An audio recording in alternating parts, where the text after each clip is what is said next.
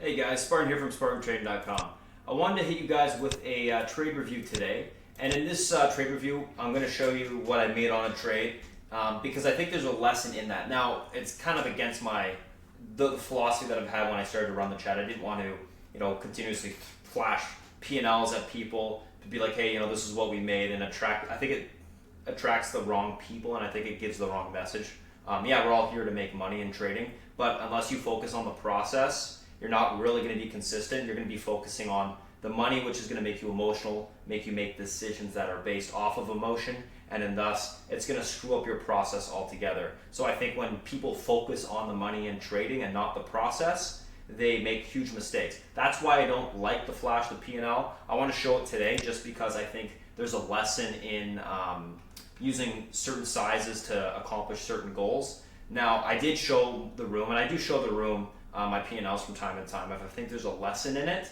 Now, today I think there's a lesson in it. So today, this morning, this UONE has and was pushing, and basically I tried to get some locates on the position, and I ended up only getting 500. So I had 500 shares located on UONE. Now, in the back of my head, I go, okay, 500 shares, whatever. I could probably scalp the trade actively the entire day and make some good money. Now, with 500 shares, if it drops 10 points, you're making $5,000, right? This thing, obviously, it's hard to lock in 10 points cleanly because it's bouncing all over the place. So you kind of got to be more in that scalp mindset or scalp mode.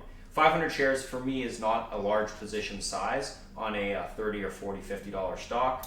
But I wanted to show you guys, just what you can do with smaller size if you continuously go after the trade or go after setups over and over and over again while holding risk controlled, etc., etc. So in terms of this position, basically I had 500 shares on it, ended up the day with the scalping, I'll show you, all the way to $10,000 in profit.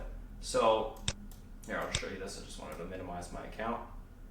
So I made 10,000 on the trade. You can see I have a little bit of a piece open right now, only 100 shares left, and I'm probably just going to end up swinging that position just because the borrows are 50 cents or 56 cents for the week, but I think it can go gap down a little bit lower, so I figured it's going to pay for itself anyways. I always like to leave a little bit on, just for my peace of mind. If I think it can go more, then it can go more. But I ended up taking most of it off anyways. So made $10,000 on 500 shares, scalping the position. Obviously you can say that if that's 20 points to the downside, 500 shares, you're making 10 grand. In this case, it's about 30 points of scalping, so I'm going to show you my trades basically all day today. So started in the morning, and I'm not full size out the gate all the time. I'm scaling into the position. So basically, I got in a little bit late because in the morning, you got to understand I'm also running the room too. So I can't actively be staring at something and trading it, which kind of is a good and bad thing at the same time. But anyways, this thing started to break down off an extension, and I figured it's going to pull back into EMA support. So I was just scalping after I got the locates for a couple points in the morning in the pre-market there. After the market opened up, I actually ended up covering the entire position down here when it broke this level because I figured when the market opens up, you tend to get these low float stocks push on the open. I always call it like a classic move on a low float stock is it gaps or it's moving in the pre-market, it opens up, it pops, and then you look for that topping to occur on the position at some sort of resistance point or high. In this case, it was the pre-market high for the pullback. So in this case, I ended up covering the rest of the position down here after adding into it. And the market opened up. I was out of the position here. Market opened up. It popped all the way to $51, got rejected at that area, and ended up shorting that spot. So the actual stock popped all the way, let's take a look here, all the way towards like 53, whatever. After I saw the topping occur, I waited for it to pull back. As it started to pull back, that's when I hit it on the short side. So I hit it about, I think, 3/4 size, pulled down to the 45s. It paused on the L2, and it usually takes a few seconds before they halt the stock, so I covered a bunch of that position. I figured once they unhalted, it's probably going to pop back up. It pulled down. I covered a bunch. It opened right back up. I added back into the position, 47, 45, pulled back down to the $41 spot, which was this big yank here. again, I didn't cover it right at the lows because that's very hard to do, is buy the tops and sell the lows, or sell the tops, buy the lows, whatever. But I ended up pulling down here, ended up covering some more into the position to this little head and shoulders, inverted head and shoulders level that I was looking at. And then basically, I kept my core on, which was at that $51 level. And it kept skewing my average down, sure, when I added into the position, but I had a great average on it. What did I know? I knew that this name was obviously extended on the daily to the upside.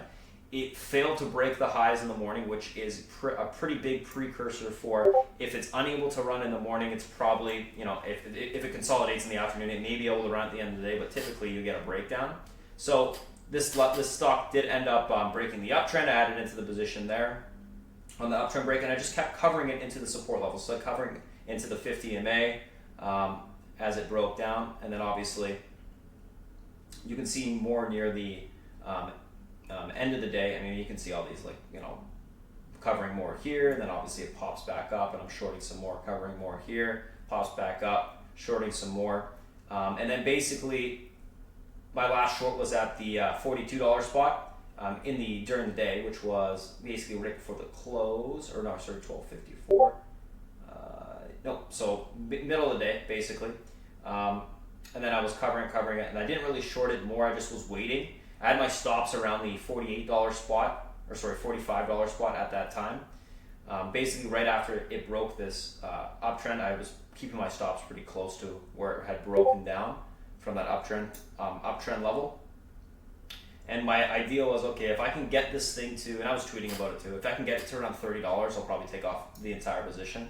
So in the after hours, it continued to roll over, which we saw that actually this type of price action, history tends to repeat itself in trading on some of these names, but this name did end up breaking down in the after hours and pre-market before quite some time. That's just why I wanted to hold some into the after hours, because I figured we'd get similar type of price action. And we did end up seeing that a little bit after hours today. So you can see the basically the kind of covers as it was selling off, and then I ended up shorting some more on the way down, and then ended up covering more into this little pull. So covered some more here, shorted some more here, covered some more into this yank, which was at that $31 spot. It popped back up. I ended up shorting just a little bit more because I figured it wasn't going to be able to reclaim EMA support.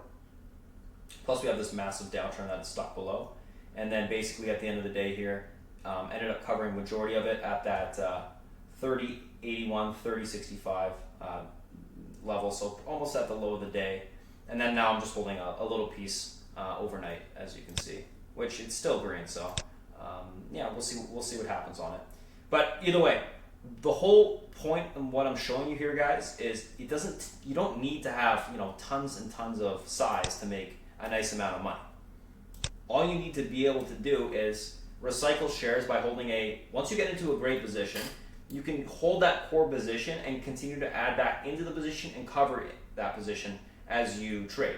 Now, this account, there is commission on it, so yeah, I'm paying a little bit of commission, but it's offsetted by the amount of money you can make, especially when you get a situation like UONE where it's fairly cheap and it's got a ton of range intraday. I mean, intraday we're talking 20 points of range. At any given point in time, we're probably talking 10 to maybe a little bit less. Yeah, probably 8 to 10 points of range intraday at any given point in time. So if that's the case, take advantage of that. Keep your core position on. Scale in, scale out of the position. Things like this, these low float runners that continue to push and push and push to the upside, are definitely names that you need to have stop set on. You can get yourself into trouble, of course, if you take size on these positions and you don't have stops. So it's always great to scale into the position, scale out as it works, and then make sure that your stops are set. So again, I think there's a lesson in this. The lesson in this is you don't need huge size to make decent amount of money. You just need to be able to continue to scale in and scale out at the right areas, which in this case are fairly clear bear flags, fairly clear double tops, fairly clear range breaks to the upside failing.